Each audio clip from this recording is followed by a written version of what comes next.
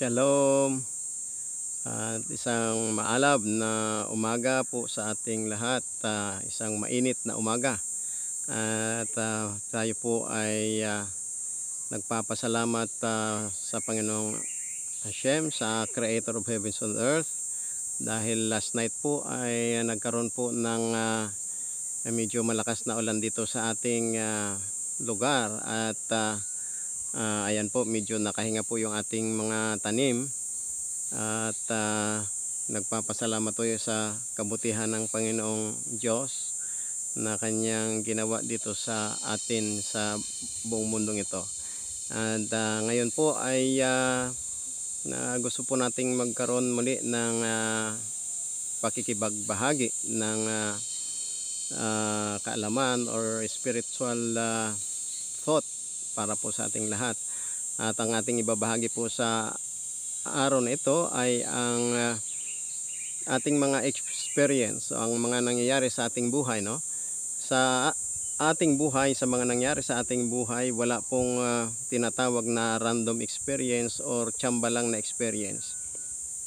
Maging ito man ay anumang pangyari, negative man sa ating pananaw, masama man ito, mabuti, lahat po ng nangyayari po sa ating buhay ay wala pong random na pangyayari or experience. Lahat ng ito po sang-ayon sa kasal or the sages, ay lahat ng nangyari po sa atin ay it was decided. It was already decided by God during New Year or Rosh Hashanah.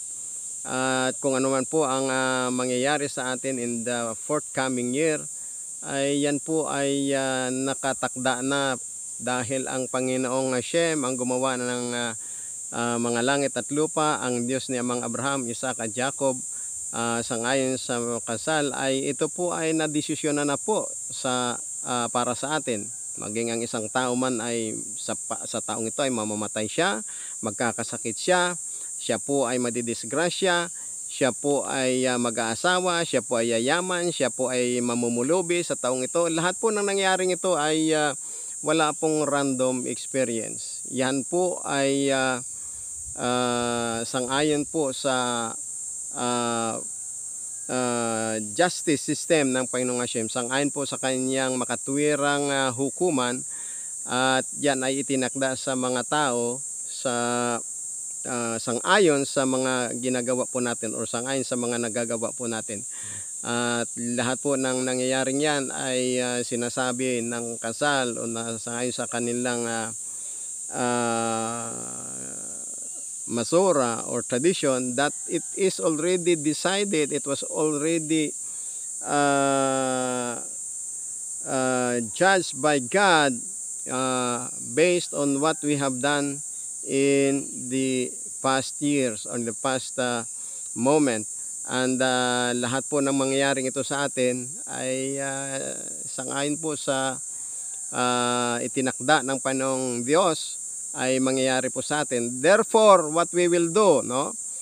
Minsan po ay may mga nangyayari na sa ating tingin ay very negative at very frustrating.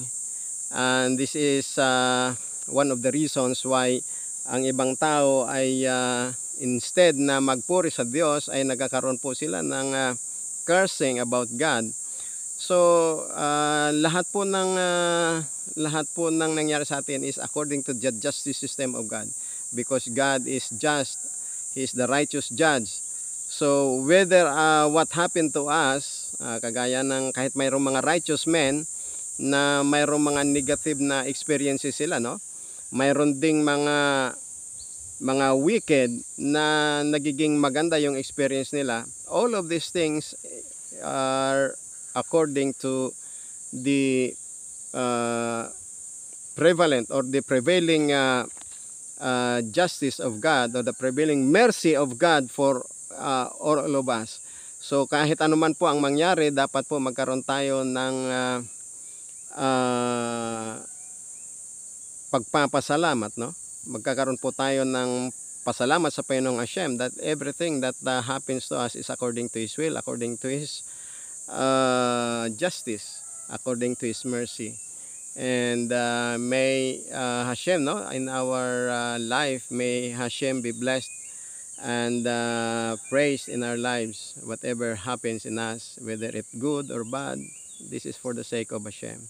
May Hashem bless us all. Shalom, shalom.